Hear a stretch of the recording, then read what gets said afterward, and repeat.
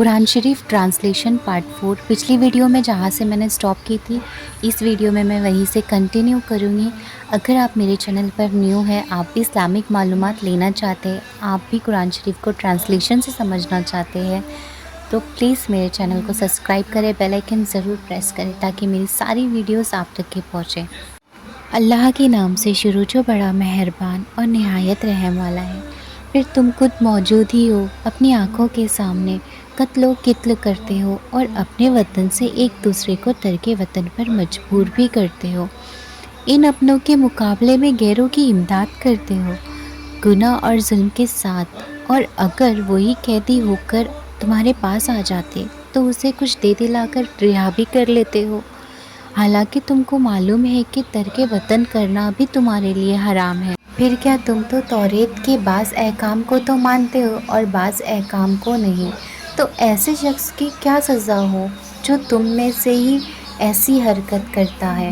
سوائے رسوائی کے اس دنیا کی زندگی میں اور قیامت کے روز سخت عذاب میں ڈالا جائے گا، اور اللہ تمہارے اعمال سے بے خبر نہیں ہے۔ یہ وہ لوگ ہیں کہ انہوں نے دنیا کی زندگی کی لذت و عشرت کو آخرت کے بدلے میں خرید لیا ہے، سو نہ تو ان کی سزا میں کوئی کمی کی جائے گی اور نہ ان کی کوئی مدد کی جائے گی۔ اور ہم نے موسیٰ کو کتاب توریت دی، اس کے بعد وقفے وقفے سے رسول بھیجتے رہے، اور ہم نے عیسیٰ ابن مریم کو نبوت کی کھلی نشانیاں عطا کی، اور ہم نے روح النود کے ذریعے ان کی تائید کی۔ اور جب کبھی بھی کوئی رسول تمہارے پاس ایسے احکام لے کر آیا جن کو تمہارا دل نہ چاہتا، تو تم تکبر کر کے بعضوں کو جھوٹا قرار دیا کرتے اور بعض کو بے دھڑک قتل کر ڈالتے تھے۔ اور یہودی بڑے فخر سے کہتے ہیں کہ ہمارے قلوب محفوظ ہیں،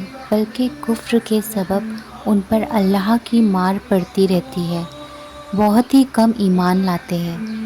اور جب ان کے پاس ایک ایسی کتاب یعنی قرآن پہنچی جو اللہ کی طرف سے ہے اور تصدیق کرتی ہے کہ اس کتاب کی جو ان کے پاس ہے یعنی توریت، اور اس سے پہلے خود کو یہ بیان کرتے تھے کافروں سے، پھر جب وہ چیز آ پہنچی جس کو وہ پہچانتے تھے، فوراً پہچاننے سے انکار کر دیا، حالانکہ خوب جانتے تھے، پاس اللہ کی مار ہو ایسے کافروں پر۔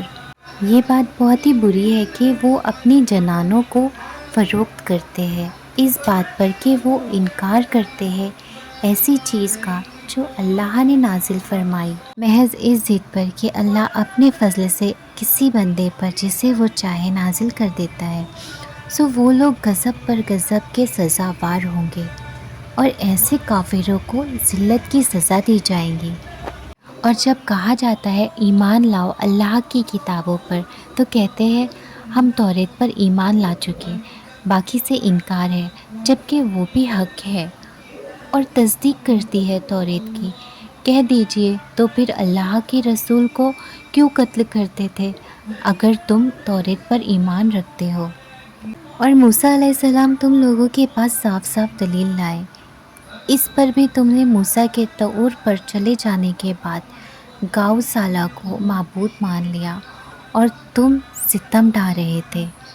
اور جب ہم نے تم سے عہد لیا اور کوہ طور کو تم پر لا کھڑا کیا، کہا جو حکم ہم تم پر دیتے ہیں وہ تم حوصلہ اور پختگی کے ساتھ اختیار کیا کرو اور سن لیا کرو۔ انہوں نے اس وقت تو کہہ دیا کہ ہم نے سن لیا، اگر ہم سے عمل نہیں ہوگا، کیونکہ ان کے دل کفر کے سبب گوسالہ ہی میں پھنسے ہوئے تھے۔ اب کہہ دیجئے کہ وہ اعمال بہت برے ہیں جن کی تعلیم تمہارا ایمان دے رہا ہے، اگر تم حقیقتاً ایمان والے ہو۔ اب کہہ دیجئے کہ اگر عالم آخرت کا گھر اللہ کے نزدیک محض تمہارے لیے ہے، دوسروں کے لیے نہیں ہے، تو ذرا موت کی تمنا تو کر کے دکھاؤ اگر تم واقعی سچے ہو۔ اور وہ ہرگز موت کی تمنا نہیں کریں گے، کیونکہ ان کے ہاتھ کفر کے کاموں میں رنگے ہوئے ہیں، اور اللہ کو ان ظالموں کی تمام باتیں خوب معلوم ہیں۔ اور آپ ان لوگوں کو اس زندگی پر عام لوگوں سے زیادہ حرص کرنے والا پائیں گے، اور شرک کرنے والا بھی۔